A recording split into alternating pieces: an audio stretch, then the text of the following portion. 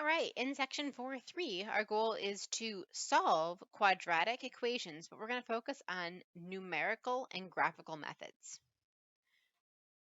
And we're also going to look at some quadratic inequalities graphically. So we're going to solve quadratic equations numerically, graphically, and some inequalities graphically. In the first situation, we're looking at Spotify and the revenue modeled by this R of t function here, where t is the number of years in 2009. We want to know what the practical domain for this model is. Okay.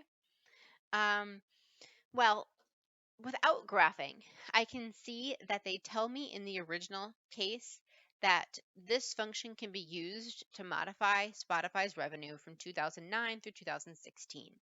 And so that is going to directly affect the practical domain. They have stated flat out this model is valid through those years. And since I'm going from 2009, in 2009, that would be my 0th year. So I'm going to go from 0 to, and then how many years past 2009 is 2016? So that would be 7 years past. So we're going to say it's 0 to 7.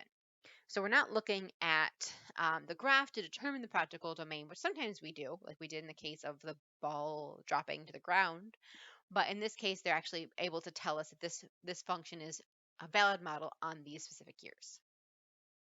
Okay. Then we are going to fill in a table for revenue for this function here. So we'll get our R of t function going. It's equal to 76.9 t squared minus 148.9 t plus 99.7. And we'll get into our table. Make sure I got my values typed right there. I think so. And let's make this R of x1. And we want to plug in 0 through 7.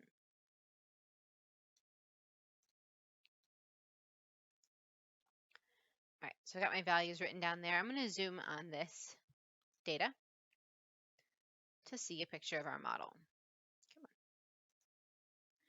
All right, so it looks like when the company launched, they had some annual revenue of 99.7, I don't know what my units are here, million euros. Then they lost a bit of money in the next year. The revenue was not as high. In 2010, it dropped down, and then it went quite a bit higher in the subsequent years. Okay, so they would like us to use the model to estimate the revenue in 2019. 2019 is going to be, of course, 10 years after 2009. So R of 10 is equal to 63, 600 or 6,300 million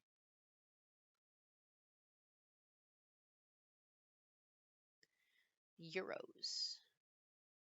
I love it when they do this to us because they have already specifically told us that the model is only valid up to 2016, and they ask us to make a prediction for 2019. So we'll just make ourselves a note that this is outside the practical domain.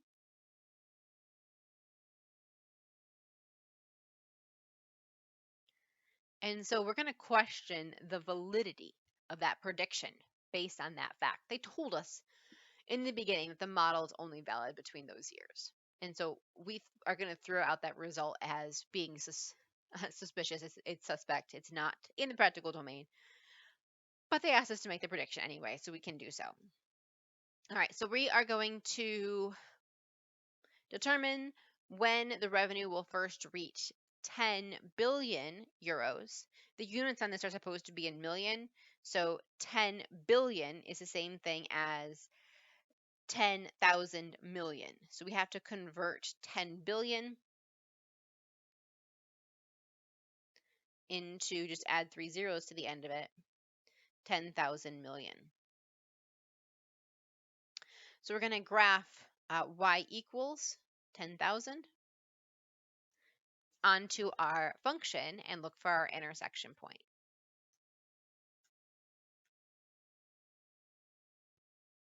Now I got to rescale because I'm nowhere near high enough. I'm going to go for 20,000. And then zoom out a little bit and I can find my point here. All right, so this gives us the intersection of t equals 12.356, corresponding to 12.356 years after 2009. So if I take 2009 plus 12.356, that'll put us in the early stages of 2021. So in 2021, revenue will reached 10 billion euros. And again, outside our practical domain.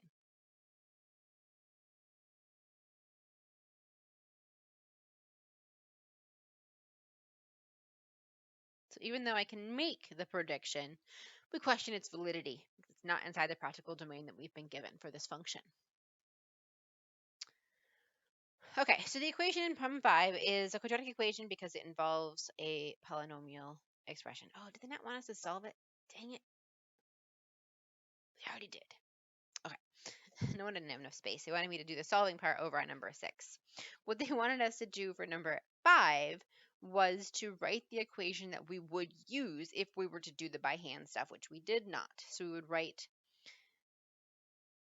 10,000 equals 76.9 t squared minus 148.9 t plus 99.7. So that is what we should have had in number 5. Just the equation that was necessary to solve. We already went ahead and solved it. So our answer here is what goes in number 6. So in number 6, so it was our 2021 from the, gosh, they did it by table. They're not even making this easy for me. I like to go to the graph.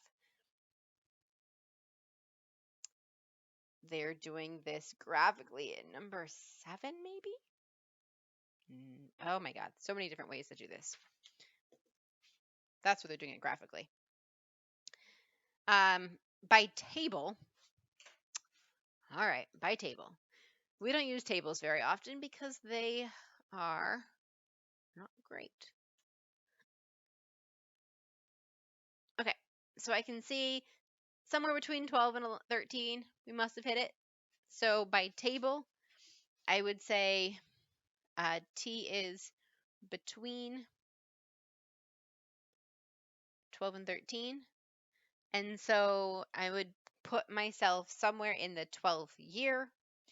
So I would guess that t is approximately 12, and I'm still going to get 2021 for my prediction.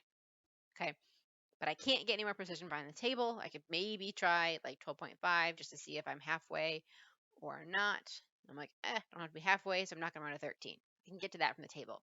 Okay, I know this section would like us to look at the table and the graph to get more familiar with these functions. Then I finally get to the graphing part and am able to do the intersection and get the t equals 12.356 from the graph. Now, they're going to have us look at the graph one more time because when I do get to the algebraic solution in the next section, we're going to have to rearrange our function to get it equal to 0.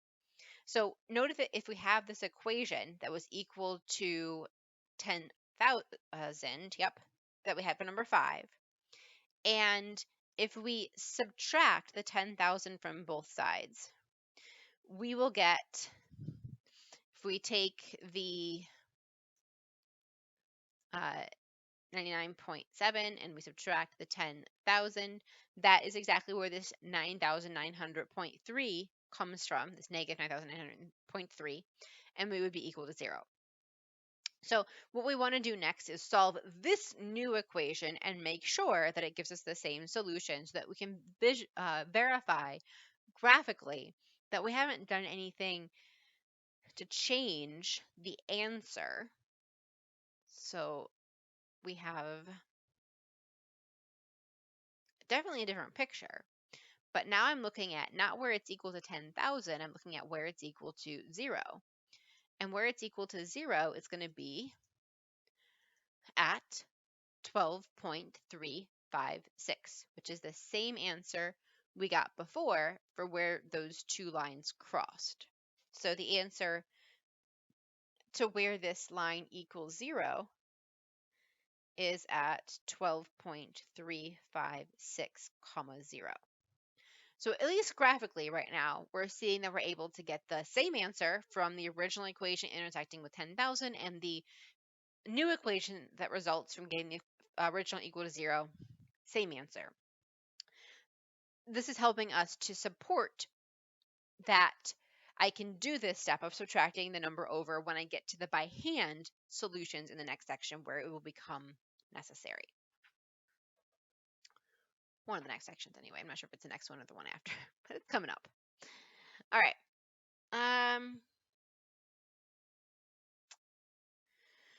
Calculator stuff.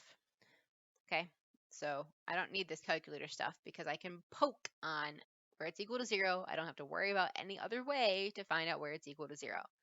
Okay, so that's just calculator stuff. So we can see that we get the same answer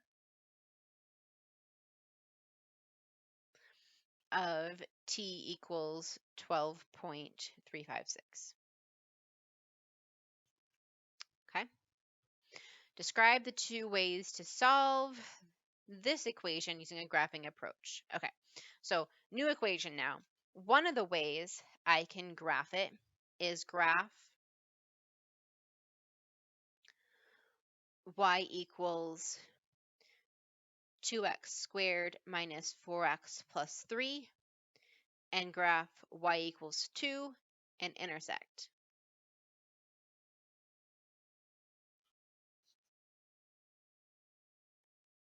Okay.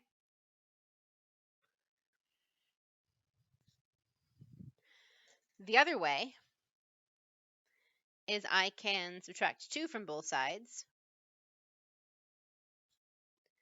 and that would give me 2x squared minus 4x plus 1 equals 0. And I could graph y equals 2x squared minus 4x plus 1, and I could look for x-intercepts, because x-intercepts are where the equation is equal to 0.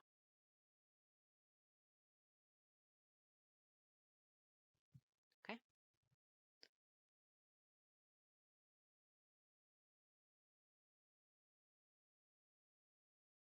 So let's, it just says to describe it. It doesn't say to do it, but let's do it as well.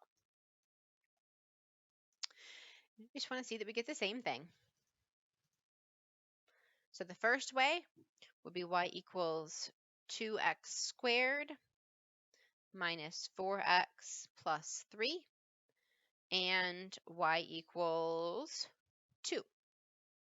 There are two answers here, and my answers are x equals 0.293 and x equals 1.707.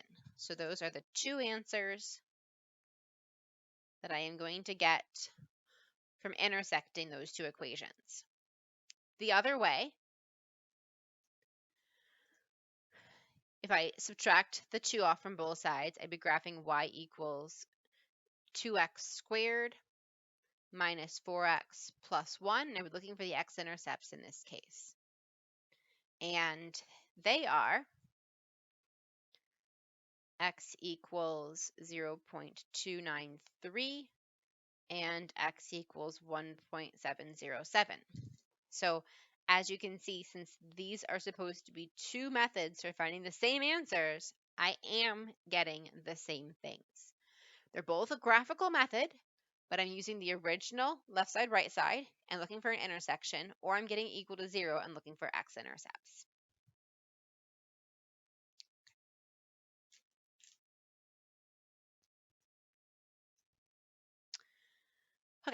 So in the next part, we're going to look at solving quadratic inequalities graphically. So we want to find out when this function, this is the equation for US per capita income, and I want to find out when it is larger than $15,000. And solve the inequality. It first says using a graphical approach. Be careful, the domain is bigger than 0. So that means if I get two solutions where one of them is not larger than 0, then I can exclude that one. All right. So the first way that we'll graph this is by graphing the left-hand side and the right-hand side separately. So we'll do a y equals for the left-hand side, and we'll do a y equals for the right-hand side. So that's the way we did first on the other side as well. It involves less work maybe because I don't have to rewrite the function by subtracting this term over. So if I get to do it graphically, this is the one I would probably lean towards. If I don't get a choice, if I have to do it algebraically, of course, I'm going to have no choice. I'll have to subtract it over.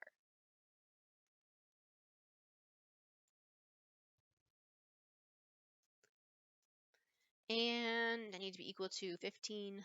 All right, I know I have to zoom way out because 15,000 is a y value. And so I'm going to make this bigger than 15,000. I'll go for 20,000. And I'm going to have to make my x a lot bigger. Let's see if 50 is big enough. Yeah. And I could go into the negative side and look at negative 50 as well. That's close to my other solution over here. But remember that we don't need the negative solution because the practical domain does not include those negative values. So we're not even going to bother finding this one over here, this intersection point. We just want this one.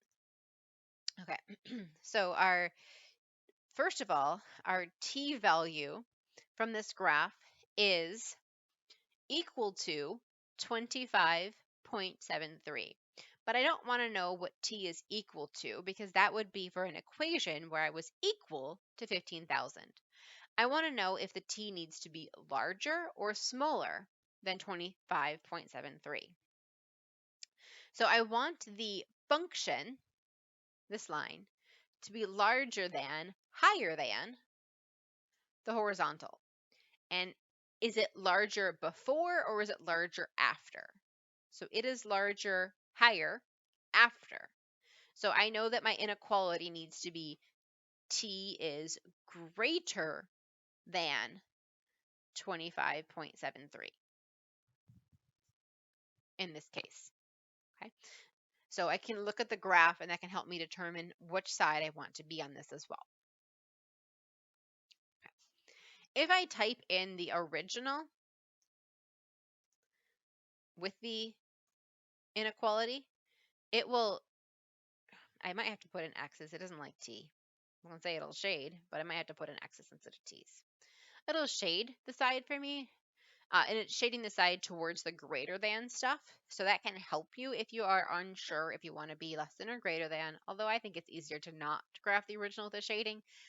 I just don't like the way, I don't think it adds anything. I guess I should say. It takes extra work to type it in. It only adds anything because I can already tell that I have to be greater than, higher than, than the t value in order for my function to be higher than the output value. Okay.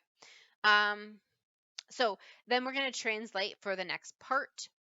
We're going to translate that into in which years was the per capita income more than 15,000. So the original question here was in years since 1960. So we'll take our 1960 and we'll add on our 25.73. And so we can say that after 1986, we have to round that up because in 1985 it was not greater. So after 1986, the per capita income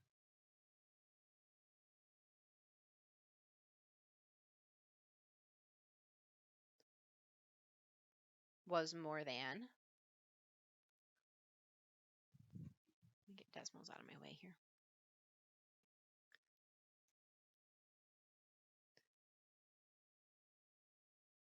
Oops, 15,000. Okay. Now, there are negative values for which we're greater. They're not part of the solution just because they didn't make sense in context. We could find them.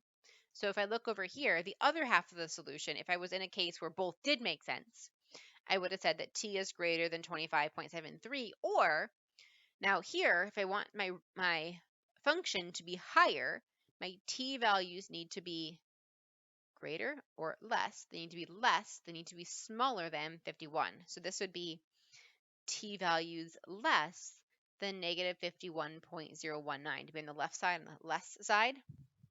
And explain why the values determined are not relevant to the original problem, because the model, its practical domain starts in 1960.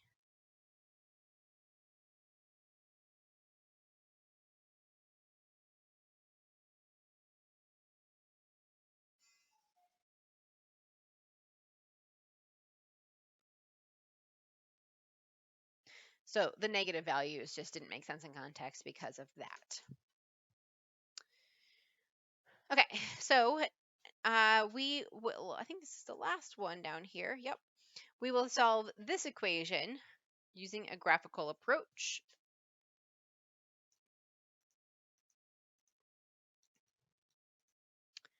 Y equals x squared minus x minus 6. And I don't need to graph y equals 0 since y equals 0 is already the x-axis. So we'll graph y equals, and then that's just we're looking for x-intercepts for the x-axis if we're comparing it to 0. Okay. So I'm going to click on those two values, and I want to know first when this inequality is less than below 0. So this function is below 0 right here in the middle between those 2 points. So we are below 0 for t values between -2 and 3. So -2 is less than t is less than 3, or we could use the interval from -2 to 3. So we could have it in inequality notation or interval notation, depending on how we wanted to express this, inequality notation or interval notation. And then if we're looking at part B, determine when the equation is greater than 0. That's going to be on the outer sides, the left side and the right side. These are two non-connected spaces. So I'll write them as separate inequalities.